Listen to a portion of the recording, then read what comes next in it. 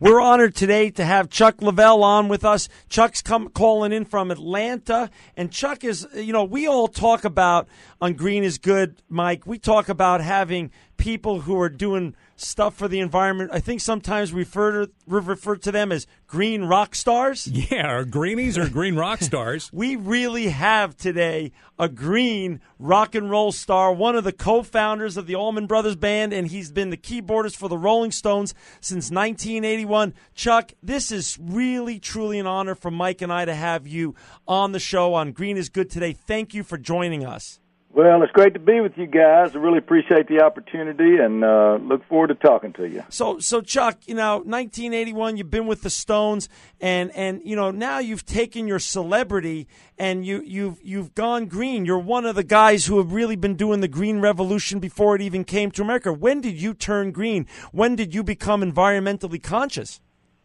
Well, I'm a child of the 60s, and back when we were having the cultural revolution that was going on during that time, environmentalism was discussed quite a lot amongst us and our, society circles. And, I think it probably started with me back then, but in terms of really becoming active and getting directly involved, that happened more around the 1981 period. You mentioned that was the year I first got together with the Rolling Stones, which is true, but it was also the year that my wife's grandmother passed away and left her a parcel of land and that had been a farm. Her family for generations have been connected to the land, either as farmers or folks that tend forest land and just very, very in touch with the outdoors and very passionate about outdoor issues. And so when it became our responsibility to carry on that heritage of stewardship in 1981, that's when I really got directly involved. And is that the famous Charlene Plantation you're referring to? Well, it is indeed. Thanks for bringing it up. And we absolutely love what we do here. We are tree farmers, and perhaps, as you know, back in 1999, we were selected as the National Outstanding Tree Farm of the Year, which was a tremendous honor for us and something that we took very seriously and that we still take seriously. And we love working the land. We love our involvement with the environment and just, hope that we're making a positive difference. So we've never talked about tree farms, and it's a wonderful topic. Why don't you tell our audience a little bit, Chuck, what is a tree farm and what does it actually do you do on the Charlene Plantation? We've heard of it, but we want to know what actually happens there. Well, it's a great question, really. What is a tree farm? There are so many different kinds of tree farms, as you might imagine, John. There's tree farms that are engaged with growing trees that may bear fruit or nuts, or that kind of thing. There's also tree farms that are more focused, as we are, on long-term growth of wood for various usages, whether it's used for to make lumber products that help build our homes and schools and churches, or that products that go into making books and magazines and newspapers.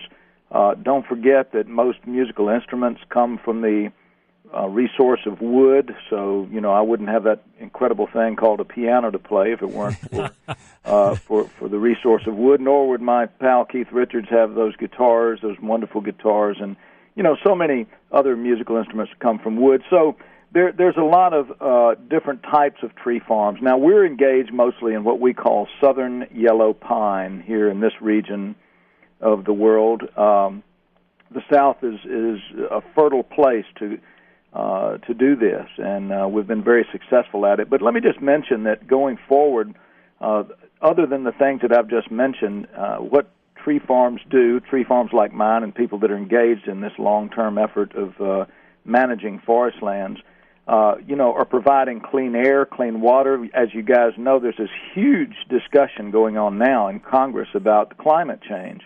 And it's very important that we recognize the roles that working forests have in that regard. Those of us that are engaged in this are indeed helping to provide clean air to the general public, and I think it's important for people to recognize that.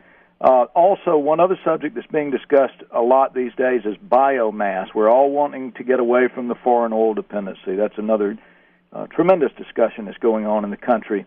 And in addition to wonderful things like solar and wind energy, we want to include biomass. Our trees and other cellulosic material can be used to make electricity, can be used in gasification processes, and also to make liquid fuels.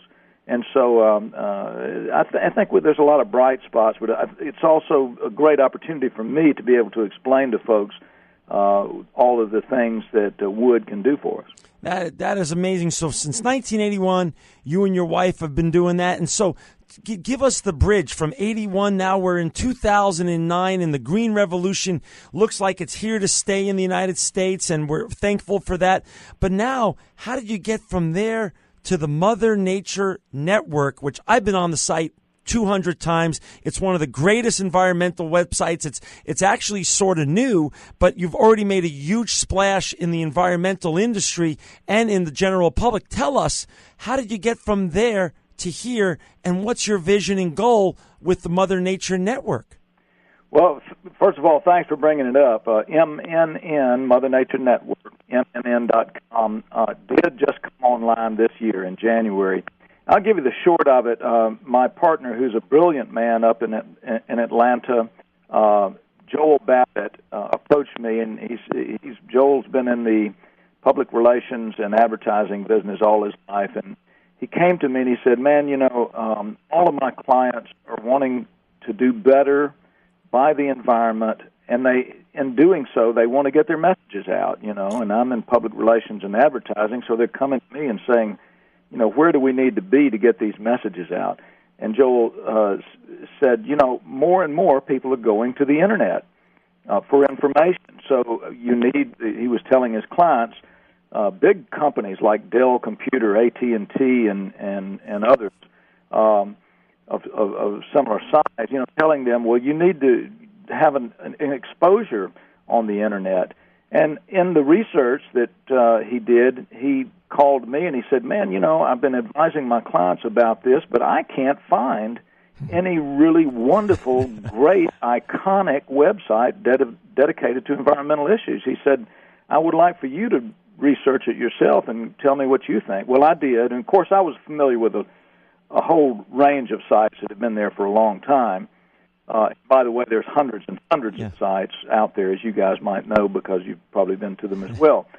But, our feeling was that while there were sites out there, none of them really just stood out and covered all the territory. Look, there's a lot of great organizational sites, like River Keepers, for instance, or Nature Conservancy, or even Al Gore's site, which is a fantastic technologically advanced site.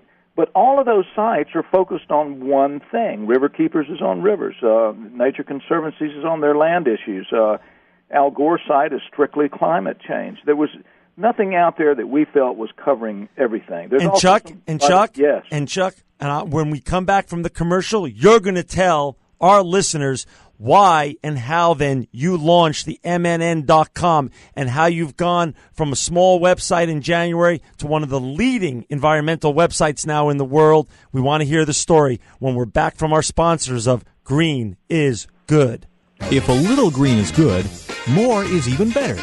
Now, back to Green is Good with John Shigarian and Mike Brady.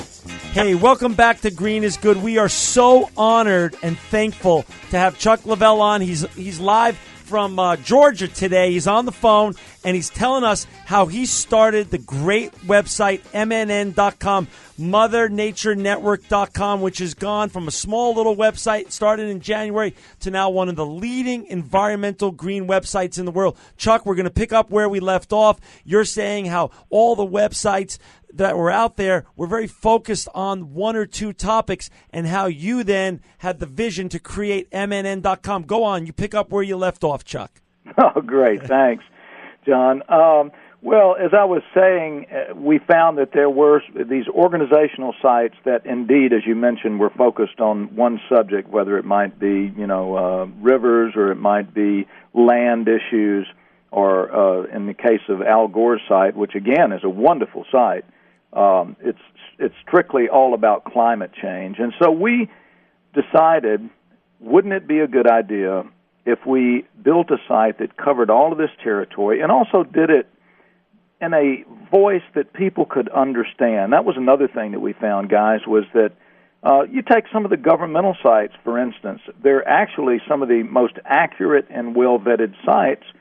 But, man, you've got to be a rocket scientist to understand, what they're talking about. They're just not written in a way that speaks to every man, and every woman. So that's what we decided to do. We wanted to build a site that would be engaging, informative, educational, real, run by people that are talented and dedicated environmentalists, and that's what we've done. We've put together an incredible team. Some of our folks have come from places like National Geographic, for instance, or CNN, Weather Channel, and other places that have talented and dedicated environmentalists there. So we launched in January, and in the short 6 months that we've been out there, we're already in the top 10, and our goal is to be number one by the end of this year, of 2009. No reason you can't be. So really, you're a one-stop resource and sort of an every man and every woman's eco-guide to environmental news. You've democratized the process.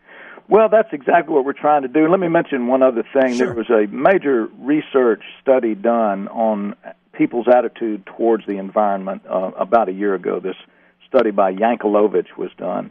And basically what it found was that there's 5 buckets in the United States in terms of attitude and desire to learn more about environmental issues. On the very far low end of the scale, you got something like 13% of folks that honestly just don't care and probably never will. And then on the other extreme, you have people that have been concerned with environmental issues for decades and are very, very in tune. But what you have in the middle of the 3 buckets, if you will, in the middle, is over 60% of the people that are coming on board now. They see that we need to make these changes. They want to make the changes, but they need the information. They're saying, well, where do I go, And again, more and more people go to the Internet. They may see an ad, they may read an article, and then they want to learn more.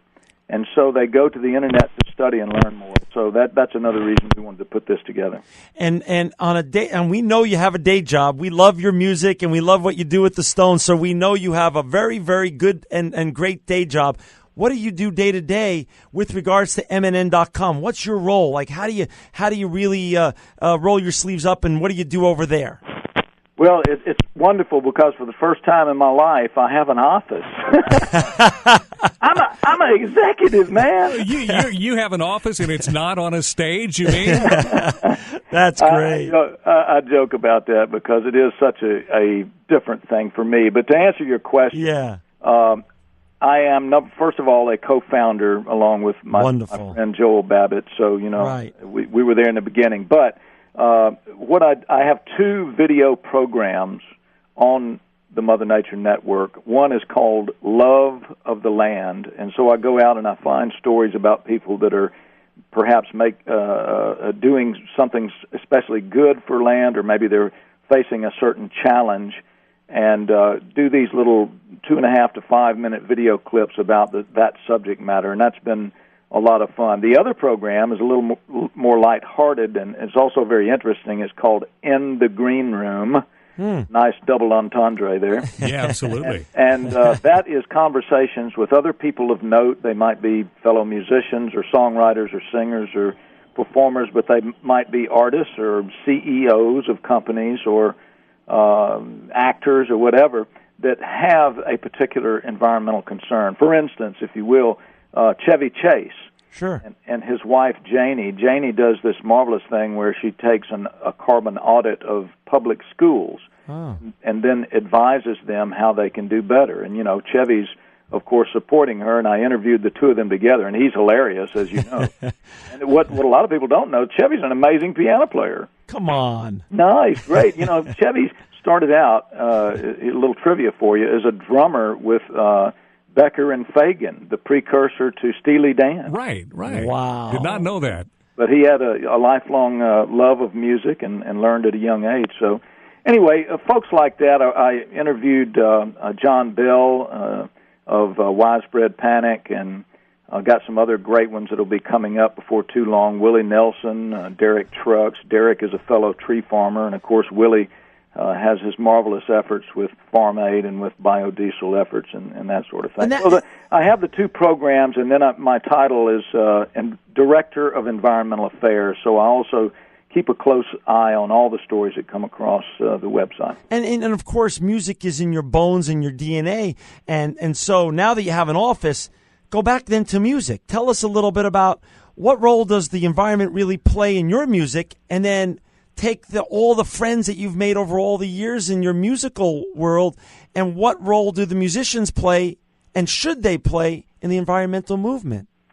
Well, first of all, we mentioned the connection between the nature and music earlier, and that is being a tree farmer, the fact that so many musical instruments come from the resource of wood. But, there's a lot of other musicians out there that care about these issues. Sting certainly has made some great positive changes in his rainforest efforts. I think that's wonderful. And I recently played with him for the first time, by the way, in a benefit concert. Wow! And so he's a figure that stands out. In the annual Vanity Fair Green issue, I was in that a couple of years ago, and Alanis Morissette was in there, and Jackson Browne, Jack Johnson is another name that stands out. So there's a lot of folks out there that want to make a difference and that are making a difference. Do you feel like you've inspired them to really take their celebrity and do some great work with regards to the environment? Are you part of the leadership? It seems like that to us. Oh, well, it's very kind of you to say. I would have to let others answer that question. Okay. But I'm happy to do what I am doing, and I always enjoy running into others that are like-minded. And as I said, there's a lot of other like-minded folks out there. But look, it doesn't, musician, insurance salesman, car salesman, radio personalities, guys, this is an issue that encompasses everybody. And I really believe, and I think you'll agree with me, that in the last, say, 5 years, the sleeping giant that is America is waking up to these challenges, and they're saying, you know what, we better start making some changes. We have an administration now that is trying to put some things forward, and I think we're all happy about that. Work on climate change, work on energy issues, and that sort of thing. Encourage people to use and drive cars that are kinder to the environment, and look at their house and see what they can do to reduce that. By the way, I'm writing a new book now called Smart, Strong, and Sustainable, and that book will deal with growth issues. One of the challenges we have, guys, there's over 6 billion people on this little round ball now, and there's over 300 million here in our country. That's a tremendous amount of pressure on our natural resources, on our planet. So, look, the fact is we're going to have this growth. I don't think you're going to see it stop. You may see it slow down to a degree, and I think that would probably be a positive thing if it did slow down, but it's going to be there. And so the question becomes, is the growth that we're going to have going to continue to be rampant, rapid, and reckless, or can it be smart, strong, and sustainable? And that's the subject of the book. When is your book coming out? What's your goal? Well, we're about halfway through with it now, and, I don't want to put deadlines on it. I'm working with a wonderful co-writer that I've worked with in the past, Jeff Craig. He's a great writer, and two of us are working hard, but the hope would be, it's going to be a challenge to get it out by the end of the year, so probably spring of next year, I would think. When so many of our listeners are part of corporate America, what's the inspirational advice can you lend to entrepreneurs and other people who want to be like Chuck, who want to either make a green difference by starting a green business, or they want to green their existing business? What advice, what couple of pearls of wisdom can you share with them? Well, first of all, there are. I love to model things. I love to look at other companies that, in this particular subject matter, companies that are making a difference. For instance, Dell Computer, and I have to admit, I'm a Mac guy, okay? Okay. But I've met Michael Dell, and Michael Dell is a smart guy, and he is very committed to his company being green. As a matter of fact, his statement is to have zero carbon footprint. Right. And now what he's done is he's gone in and looked at all of his buildings, all of his factories and offices and everything, and said, what can we do we need to insulate? Do we need to change anything in the structure of the buildings themselves? What can we do to our air conditioning, heating systems? How can we be wiser about the architecture, basically? How can we be wiser about energy use? Do we need to put timers on the walls or the motion sensors when people are coming in and out? That sort of thing. All of those are very important to look at. And then after you make all the differences you can, and by the way, also look at recycling those products that don't need to go into a landfill that might contain mercury, components of computers that might contain mercury and so forth. So you need to make sure that those things are properly taken care of, and that's an outreach that he does with his customers and with his distributors. But then, at the end of the day, if you're doing all of this and you are seeing that you still have a carbon footprint, what he does is he offsets that by doing things like donating money to plant trees.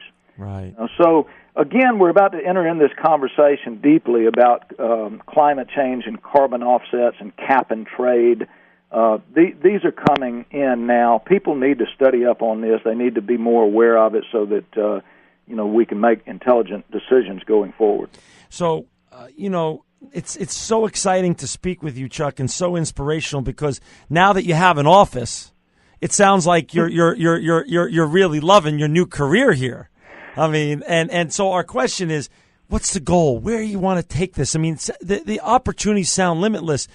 In the next 10 years, where do you want to take this and how do you want to be? What do you want your legacy to be with regards to everything you've done with your music is already set, and we all know and love that. But now you have a chance to change the world, our friend, and what do you want? What's your legacy going to be? Well, that will have to become apparent 10 years from now. But what you ask what the goal is, and the goal is simply to make as much a positive difference as we can. That's what we're trying to do with the Mother Nature Network, to give people the information and the inspiration and the education that they need to make the changes in their own lives. Because, look, the old adage of if we all do a little bit of something, it adds up to an amazing difference that we can make. And, for those that say, just one person's not going to really make it. Yes, they will make a difference. Everything that you do will make a difference. And that is such great advice to our listeners. And Chuck, we're winding down to the end of the show, unfortunately, but I'm going to ask you to agree to one thing. Your story is we could sit and talk to you for hours on end. When your site, by the end of this year, we're betting on you, when your site becomes number one, will you come back on our show, Green is Good, and share with Mike and I the journey, the wonderful journey that you're on? Absolutely, my friend. I'll be more than happy to do that. I'd love to talk to you guys anytime. Chuck, and I've got one question, Chuck. We talked about you being a musician, and now what you're doing, you have an office. I've got to ask you this question. It's been killing me. But behind your desk, instead of a chair, do you have a piano bench? Well, I have to be full disclosure here. I have an office, but I'm hardly ever there. I am, however, often working here at my house, and yes, I have a piano in my office here in my house. I have a piano. I have, let me see, 1, 2, 3, 4, 5 pianos around my place here. Wow. So I don't want to be too far away from those ivories. And by the way, I'm because of my efforts with Mother Nature Network, certainly doesn't mean I'm hanging up my rock and roll shoes. I'm hoping that my British friends get cranked up here maybe by next year, and I'm working on a new CD myself, and I have session work going on all the time. So very fortunate in that regard, too. Well, you got 2 fans here in studio and thousands and millions of fans all out there in Radio Land. And Chuck, we're just so honored and thankful for your time today. We look forward to having you back. We wish you so well. And it's so inspirational to have a living legend on the phone with us on Green is Good. Chuck, you are really a rock star, and you are really living proof that green is good.